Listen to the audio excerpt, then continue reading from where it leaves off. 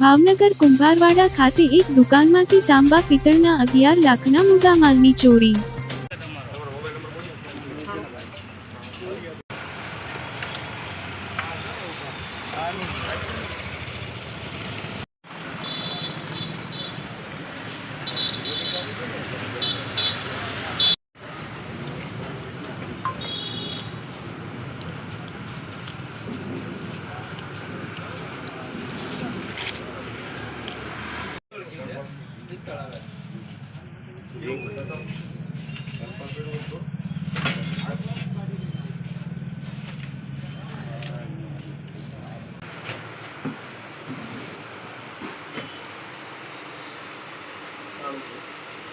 लाल colour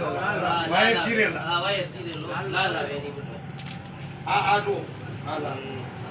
આવો પણ આવો ચીરેલો સોહિલ મજીદભાઈ માલકાણી સોહિલભાઈ કયો વિસ્તાર છે આ કુંભારવાડા સર્કલની આગળ શર્મા ઓઇલ મિલ વિક્ટરની સામે શું ઘટના બની આપણે મહિના દીથી અમે રમજાનમાં માલ છૂટક લેતા હતા મહિનો દીથી ભેગો કર્યો હતો કાલે અમે બધો હરખો માલ કર્યો ને ગોઠવ્યું બધું ભેગું કરીને ને રમજાન ને એ બધું ઈદ ને એ બધું હતું તો એના તહેવારની હિસાબે રજા હતી તો